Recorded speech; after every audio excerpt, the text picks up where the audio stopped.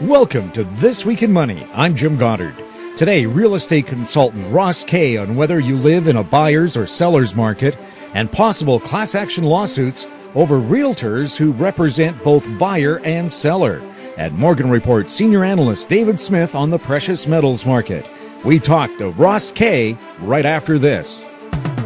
More and more people are looking to the internet for intelligent, riveting, and thought-provoking interviews. To advertise on the Goddard Report and TalkDigitalNetwork.com, call 604-699-8600, 604-699-8600. Welcome to This Week in Money, the source for market opinions.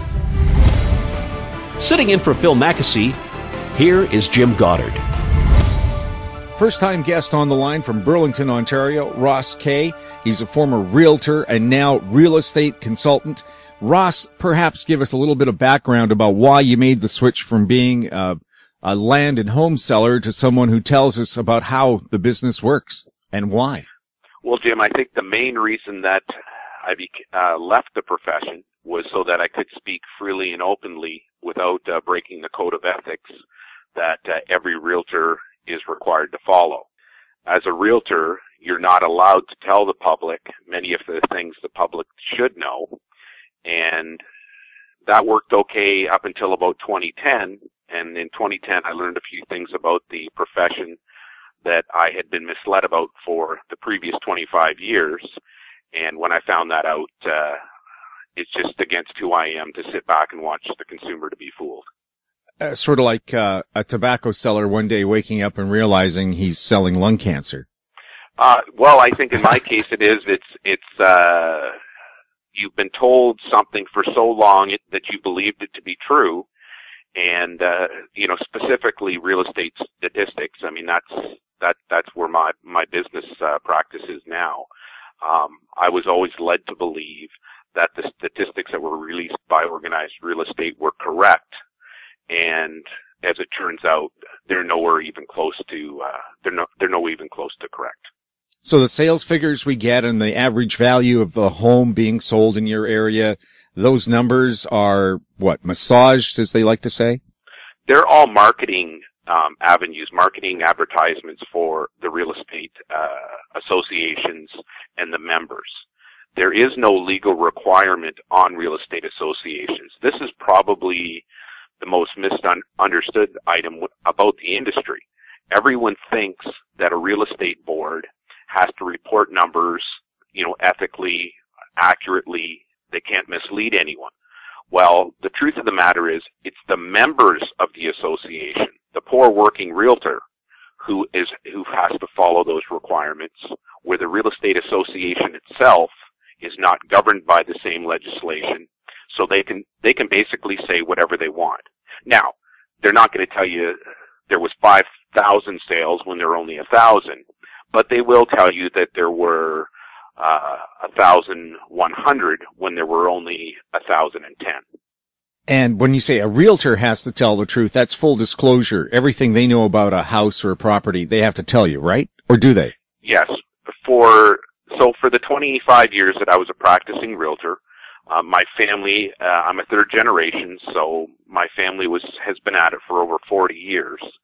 In those 25 years of practice, I did not have a single instance of a complaint being lodged to anybody for any of the trades that I did in real estate. Now, the reason for that is that I followed the code of ethics, the legal requirements, the provincial regulations to the letter. Now, at times, following the legislation to the letter cost me business, because it meant that I was always truthful with my clients and I would never stretch the truth. But the result of that was I had over 1,500 sales, and over those 1,500 sales, I only had one, which happened in my very first year in the business, where the property didn't close. All the other sales that I completed in my career closed without an issue because I followed the rules. So the rules do work if people do follow them, and I guess you have to also appreciate the spirit of the rules. Yeah, it's the spirit of the rules, and it's the consumer's lack of awareness of the rules. As a realtor, so in my community, in the late 80s and early 90s, I worked with my parents and my wife. We were the number one sales team in North America for the brand Remax. So we also had a listing to sale ratio that was the best in the business. We had a listing to close ratio that no one else could even come close to. Yet we were prevented from saying we were better than another realtor. So the guy in the office next door to me, or the guy 2 brokerages over, who went out, misled the public, didn't do a good job, didn't take any additional training, sold maybe one of every 4 houses that he or she would list, I was not legally allowed to say that I'm better than that person.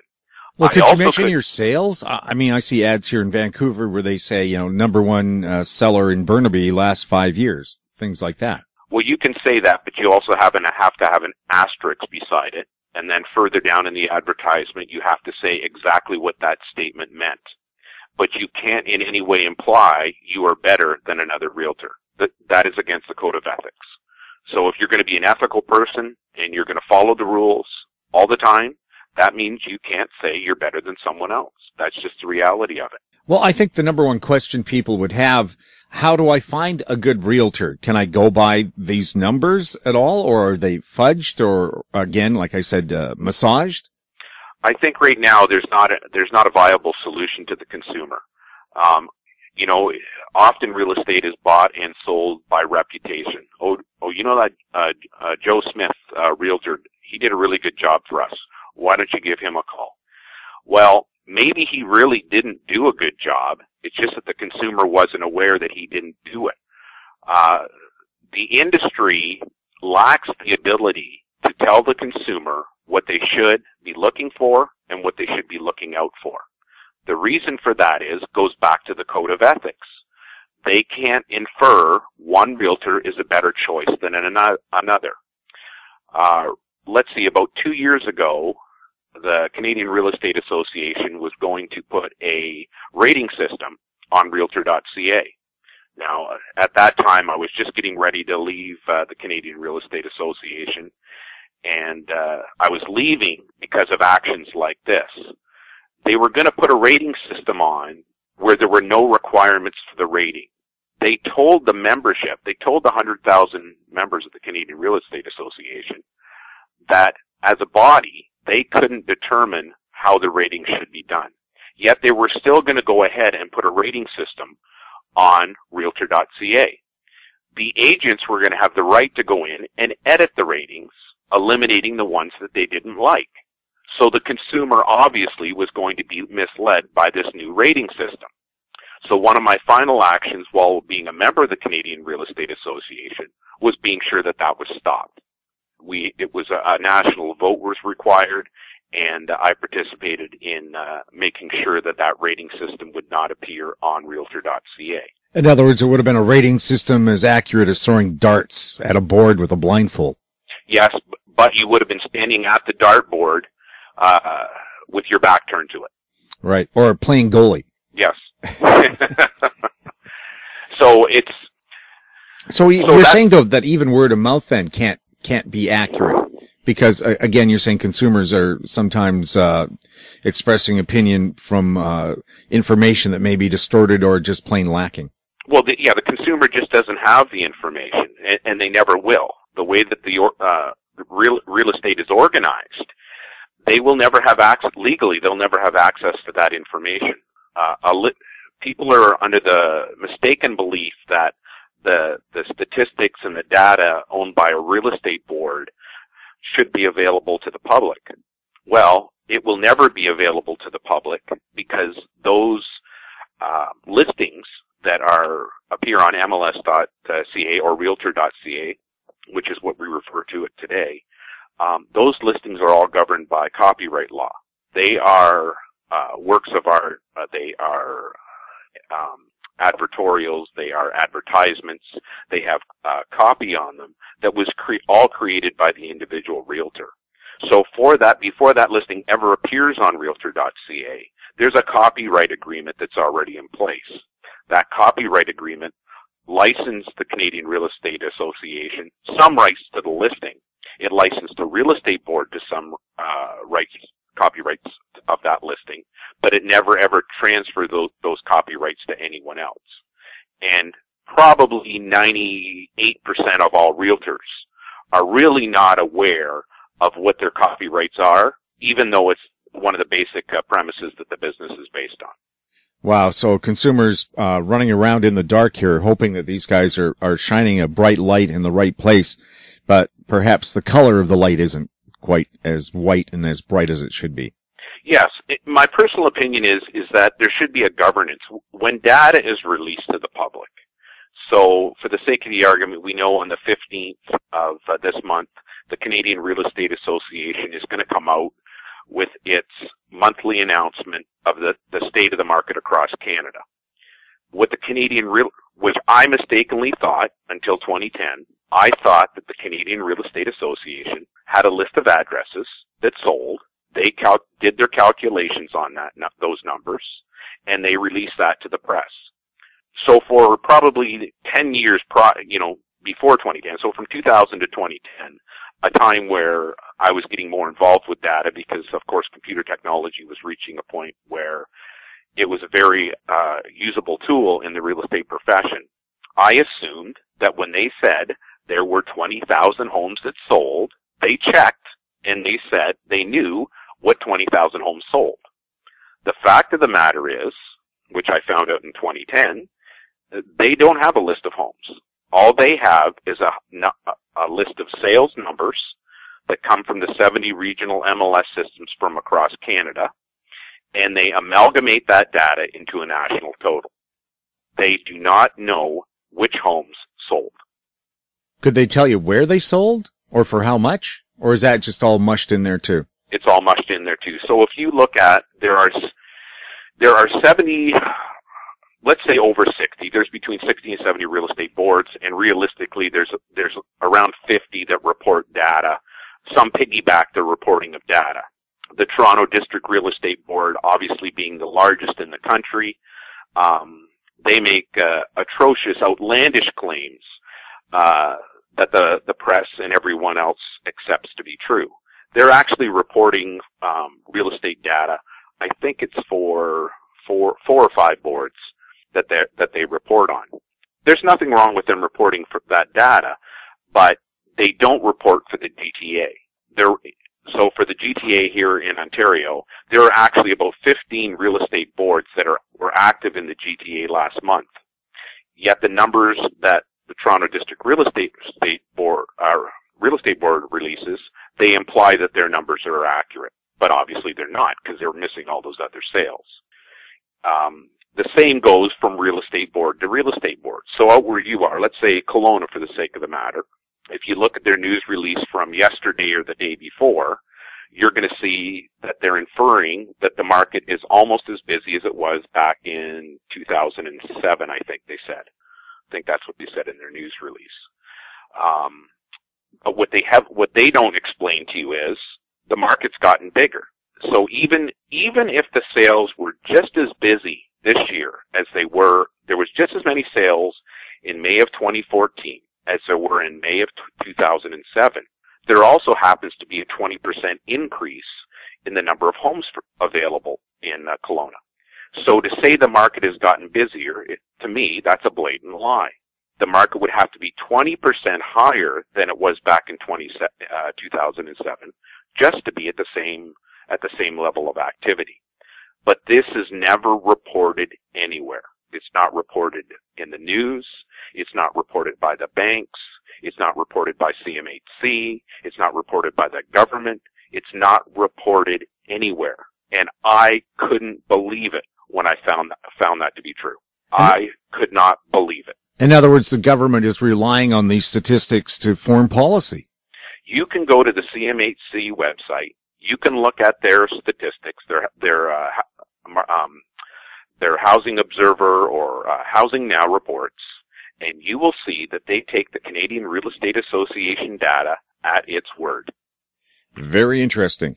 We'll have more with real estate consultant Ross Kay right after this, next on This Week in Money. Always consult your investment professional before making any investment decision. More and more people are looking to the internet for intelligent, riveting, and thought-provoking interviews. To advertise on the Goddard Report and TalkDigitalNetwork.com, call 604-699-8600, 604-699-8600. This Week in Money is archived online at TalkDigitalNetwork.com. Welcome back to This Week in Money. We're speaking to real estate consultant Ross Kay from Burlington, Ontario. I know two realtors actually who moved from Burlington out to Kelowna and have continued their real estate careers out there. So to a certain degree, I think maybe the concept of the two communities, the outlook on life maybe is somewhat similar. So if people aren't getting accurate information, how could you find a good realtor? Can you go by their sales figures, or can you even believe them?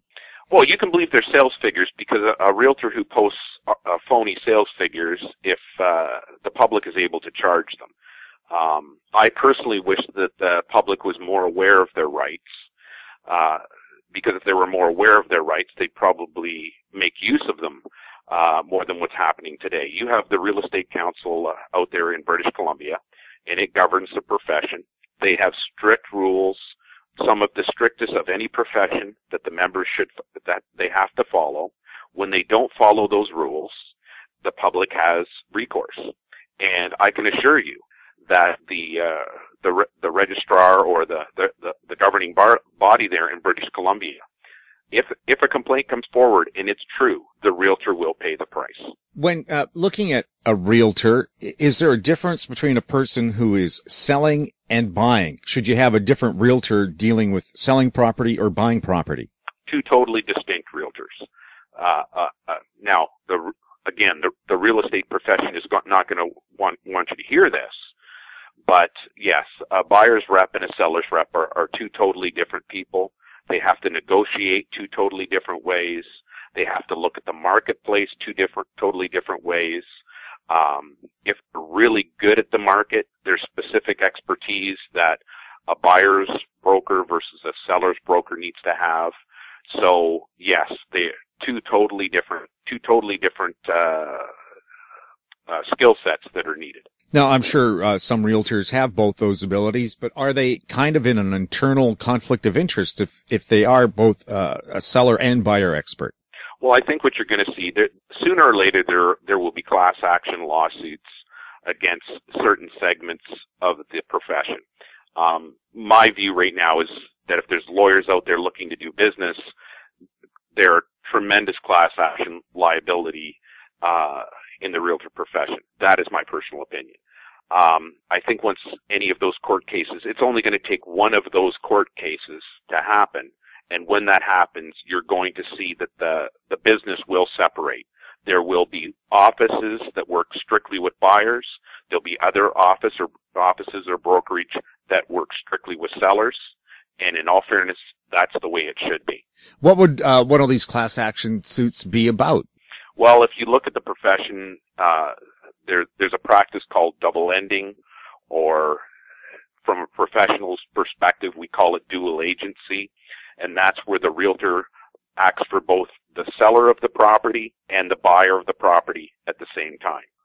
Now, I think anybody knows that most lawyers have not handled both sides of a transaction probably for about 15 years. So lawyers moved away from doing this about 15 years ago, and lawyers maybe are paid $1,000 to do a real estate deal. Realtors are paid often tens of thousands in the current marketplace we're in, and they're still doing both ends of the deal.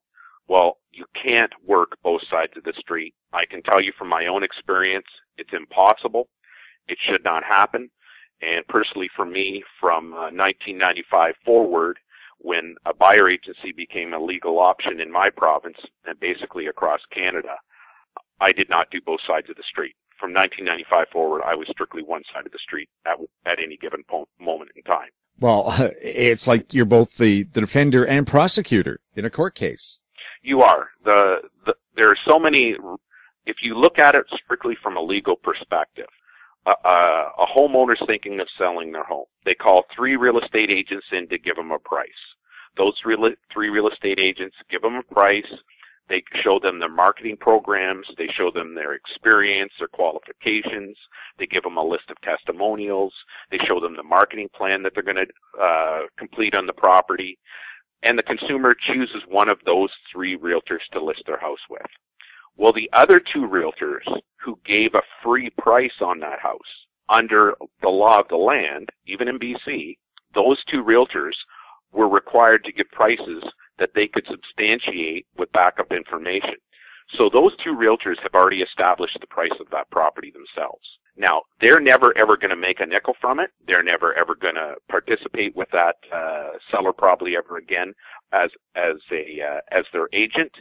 But they've entered into that sort of relationship that, you know, I have to tell you the truth, so this is the price I'm giving you. You can count on it.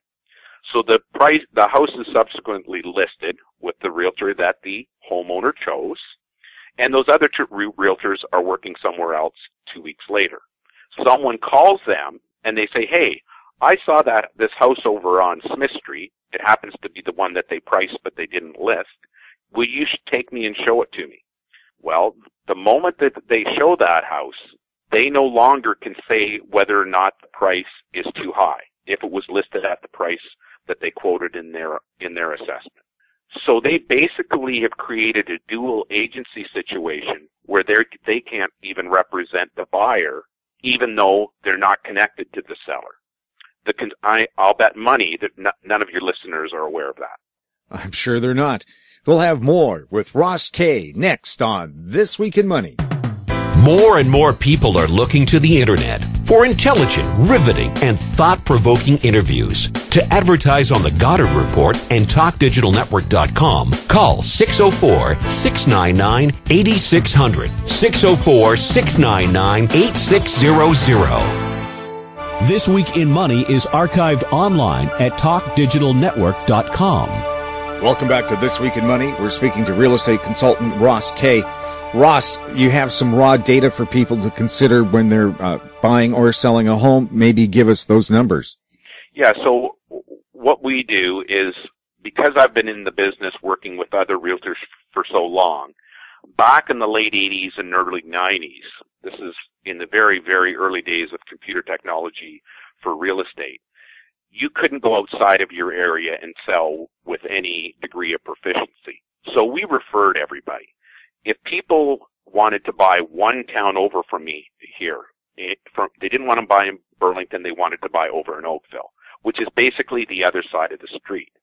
Because we had 2 different real estate boards working those Burlington and then another one working in Oakville, I didn't have access to that data.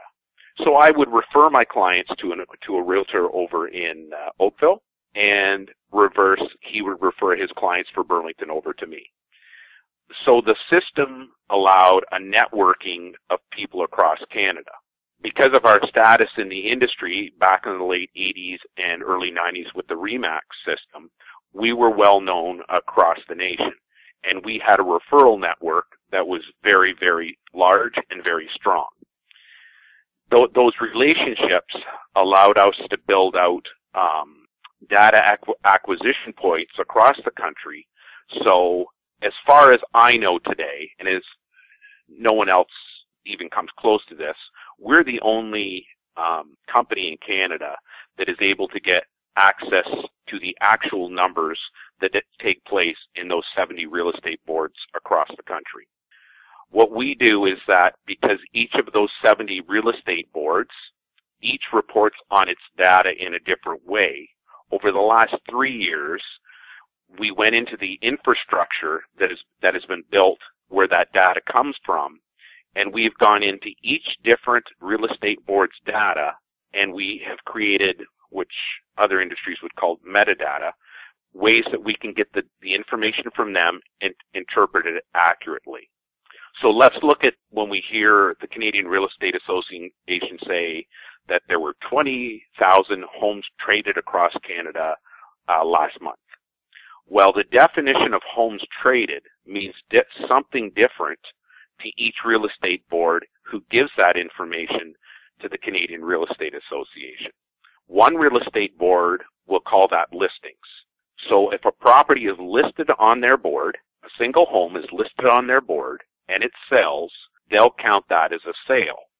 If that same property is similarly listed on 1, 2, or 3 other real estate boards, those real estate boards also report it as a sold listing.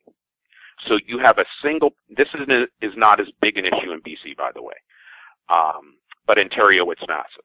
So in Ontario, you have one single property being counted 2, 3, 4, and even sometimes as many as 5 times in the national total. On your website, rossk.com, you have a section titled SOS, Surplus Over Sustainability. What is SOS? I don't think you're asking anyone to save your ship. No. So in the real estate profession, there are so many things that were anecdotal. So when I started the business, I learned from my father. He learned from my great uncle. It was almost through osmosis. The things that we knew, we thought everybody knew. We thought the real estate association knew these things. We thought consumers knew these things. We thought everybody knew it. But the fact of the matter is, it appears almost nobody knows it except for highly skilled, long-serving realtors, and they only know it innately. They can't put it to terms. So when a home buyer said to us, "Hey Ross, I want to buy this house. What do you think I should be looking at in terms of gain as an investment? What should I be looking at?" Well, our family always said, "Look, if you can make, if your property goes up on average 2 to 3%, just a little bit over inflation, over the course of the time that you own it, you never have to worry about anything. You know that when the mortgage is paid off, the house is going to be worth more than what you paid for it. You know that you can sell it at any time without worrying. You're going to be able to recoup your costs. You can make any life decisions that you want as long as you get that small amount of gain each year." What we have quantified that is sustainability. It also would be like saying, how much would it cost to replace that house today? So if a house is selling on the market for $500,000, but a builder can buy the land, pay the services, and rebuild the house for $450,000, including the fences or whatever else you have to put in, then there's an extra $50,000 that is surplus price. It's more than what's needed. So that surplus price is always available for a correction. If you look at the chart on rossk.com, on the SOS chart, I think the example that we have on there is for the Greater Toronto area, I think at that time, using average sale price model. You can see exactly how in 1990 the prices peaked, and then you can see them fall, and they fall right below the continued line where the price would have been had it been sustainable. And you can see if it was a stock market for pricing, they use the term elasticity. So a price always wants to return to its natural position. People will get excited, they'll pay too much, then they'll get afraid, and it'll sell for too little. But it always is worth a certain amount based on real fundamentals. SOS, surplus over sustainability, just measures how much of the current price is above or below what the house should be expected to sell for today. And that's the risk that you assume when you buy real estate. The amount of price that is the surplus over the sustainable price is the amount of risk that you're assuming. And the more consumers who realized the price they're buying at, the risk they're taking, then they would make more rational decisions than what you're seeing in many parts of the country still going on today. So what would the surplus over sustainability rating be for cities like Kelowna, Vancouver, Victoria? Well, I'm not going to pass comment on Kelowna because we have not did a specific, there's a lot of work that goes into an SOS calculation, and in all fairness, the Kelowna market has not been a focus of ours as of yet. We'll be rolling that out over time, of course. But Vancouver, I can tell you, it's 50% for some types of properties. 50%. So when you hear the banks, the international bank leaders saying about, the Canadian real estate is 30% overpriced. Well, I can tell you, I can show you where what they're saying is the truth. When you're hearing an economist say, well, I think the prices there is 25% room for correction, I can show you where that's the truth. They can't. They're guessing. We have a hard, cold number. We have used 40 years of engagement in the real estate profession to come out with indexes, numbers, data sources that show you what a market is, what is really going on in a market. One of our biggest indexes right now is what we call the trading index. And the trading index tells you how much activity is taking place in a market. So instead of having to listen to a real estate association, an unregulated real estate association, or the Canadian Real Estate Association, which is equally unregulated in terms of how they release data to the public, you can use our index to get a real gauge of where the market is. So where the Canadian Real Estate Association or the Greater Vancouver Real Estate Board will say, our sales are up 13% this month. Well, they're saying that so that you as a home buyer will go out and buy more houses. That's the only reason they're saying it.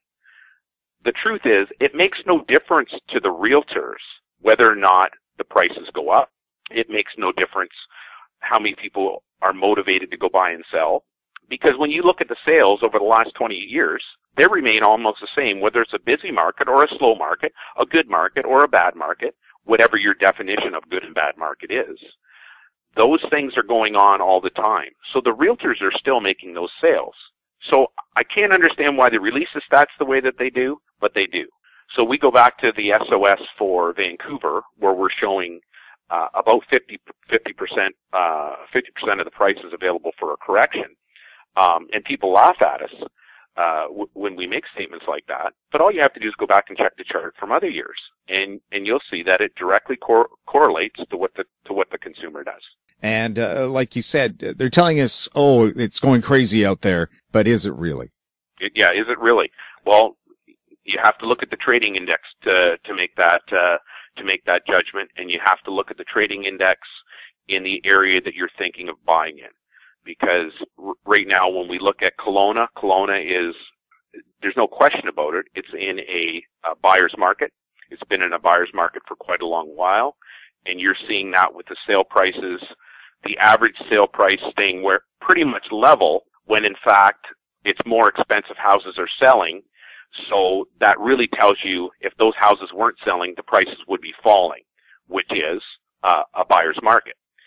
Other places like parts of Vancouver, certainly the GTA, certainly Toronto, certainly Calgary, those cities, those locations are truly in sellers markets, and you're seeing that with rising prices.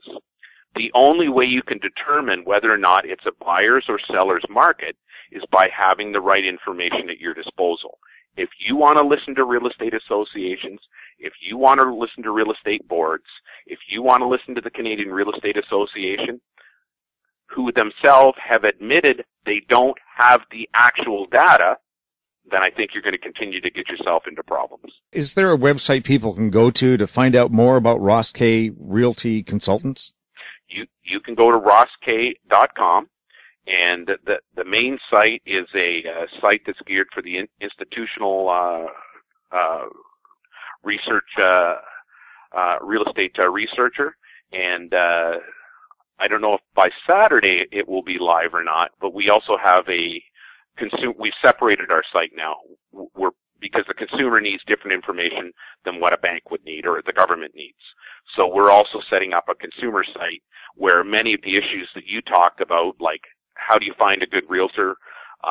What would my realtor be rated at? Or I'm thinking about dealing with Joe Smith. What's the opinion of him? They'll be able to go to that from our main site, and it will have more information specifically for the consumer. After the break, Morgan Report senior analyst David Smith on This Week in Money.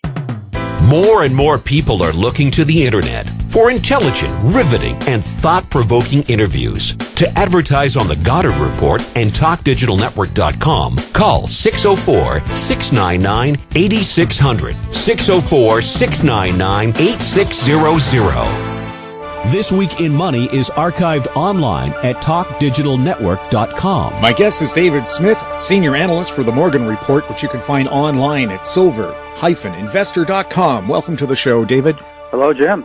Well, This Week in Money wants to know, how is money doing after the European Central Bank decided to cut interest rates again to the lenders? And if you're a saver, it's a negative 0.1% interest rate. That's interesting. You have to pay for the privilege of saving money now in Europe.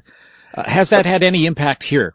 Not yet, but people are kind of watching. It seems like the central banks are going to pull out all the stops to get that money out there if they have to shovel it out the door. They're going to have to lower the standards to lenders to get it out, people that didn't want it or couldn't qualify before. But that's not supposed to matter, because the idea is to just get a lot of money in circulation. If the velocity doesn't move, in other words, the turnover of the money doesn't increase, it's not going to help much. You had a suggestion. I know Germany at the start of the recession said that they would give you $5,000 or $15,000, something incredible like that, if you went out and bought a new car. A year later, Germany was out of recession. You know, I wondered, even when we had our issue in 2008, 2009 in the U.S., why they didn't just write a check to every adult citizen of, say, $2,000 or $5,000, whatever the number is. That money would be spent almost instantly. It would immediately pump the economy. There would be taxes paid on it, as you mentioned, and things would be just fine, instead of shoveling all at the top so that the bankers who made the mistakes got bailed out and got their bonuses. And it was supposed to trickle down, but somehow it never did. I guess that kind of a solution is just too obvious to be utilized. Yeah, I call it the trickle-up theory. If you gave somebody $3,000, for example, they'd probably go out and spend 5 or 6. No doubt about it. That multiplier effect, it keeps more people in work beyond the money that you're spending. So it just shows that the bankers are still really kind of out of tune in terms of what should work, in terms of really benefiting the people they say it should, rather than the top few. Yeah, some banks are called the People's Bank, but I don't believe it. The irony, too, is that they're trying to stimulate inflation. They're literally saying, we want inflation. And, of course, what inflation does is it devalues what you and I have every year. Even if it's just a few percent, that means that our dollars are worth less next year than they are now. And as long as we don't see it happening in a big way, we're not too concerned. But when things start going up, the prices of a lot of things, which ironically are much higher than the government statistics suggest, such as the prices for most kinds of food and services and things like this, inflation is really kind of a secret tax that robs us every day of the week. The latest U.S. government stats say all the jobs lost at the start of the recession have now been recovered. Is that really true? Well, no, they've changed the way that they look at that several times, and so based upon their newest and most improved way of measurement it is, but based upon the reality of many, many millions of people that have quit looking for work, it's just smoke and mirrors, which has given it even more credit than it deserves. Taking a look at the precious metal markets, interesting stuff happening with gold and silver right now. It really is. We're looking at gold and silver seemingly having no friends out there, and the prices dropping down into fairly strong support, but neither metal being able to break into new lows from where they established last summer. And what's interesting, I read a very interesting column, which I would really like to encourage our listeners to look at, by Adam Hamilton today from Zeal Speculation. And he was talking about the number of short sales that had taken place recently in gold and silver in the futures market. A lot of people don't understand how short sales work, but basically speaking, if you just remember that whatever position you take, whether you go long or short, in order to get back to zero and have no position, you have to do the opposite. So if you go long a futures contract and you want to offset it, you have to go short, you sell it to get back out to zero. And if you think prices are going to go down, you sell it first, or you go short, in order to get back to zero and offset your position either at a profit or a loss. You have to do the opposite. So we have these huge amounts of short selling going on, which is taking place, a lot of it this week. And those contracts that are now short are going to have to be offset at some point in the future. And when they do, it's going to put a lot of buying pressure back into the market. If you should combine that with a lot of regular buying, you could see a very explosive situation coming out of almost nowhere at some point in the relatively near future, which could catch just about everybody by surprise. It's going to be fascinating to watch. When you say an explosive situation, does that mean gold and silver prices would suddenly skyrocket, or would they suddenly plunge? No, they would go much higher because the people that are short in the market have to buy back their contract, and that buying power added to other people that look at the charts or that simply want the metal would mean all of the buying would be on one side with very little selling. They would have to offset at whatever price they could get. So they get away with this a lot, but one of these days they're going to miscalculate, and it's going to cause a pretty amazing rise. And I think at the very least, if this should take place in the next few weeks, it'll solidify the type of lows that we've been seeing in here and create a bottom that could last for a long, long time, as in years. What's happening with our pal palladium? Palladium is holding up well. It's the strongest of what I call the precious metals four, and it has maintained its breakout above $800. And the fundamentals just kept looking better all the time. There are a lot of short selling going on in platinum and palladium as well, and that's probably one of the reasons near term that it hasn't had an event which has been able to push it much, much higher. But the fundamentals look so powerful, and the supply-demand matrix, that it's hard to believe that platinum and palladium are going to stay anywhere near where they are now for very much longer in terms of relationship to moving higher. Is Russia a big player in the palladium business?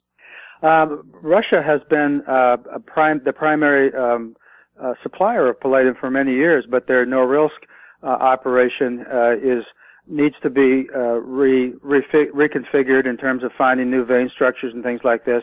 Estimates are it could take at least 5 to 10 years to bring back the kind of production that they'd had before. What's interesting is that a lot of their palladium that they do have is going into Switzerland in case there's some kind of trade sanctions that the U.S. applies against it. So this is not new supply. This is just moving supply from point A to point B.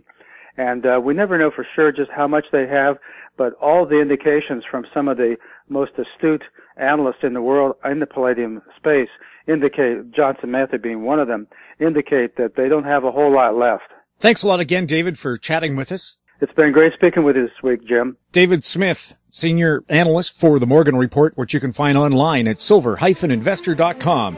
Thanks to David and our other guest, Ross Kay, and thank you for listening. I'm Jim Goddard for Phil Mackesy. We're back next week with more This Week in Money. This Week in Money is a production of Howe Street Media Incorporated.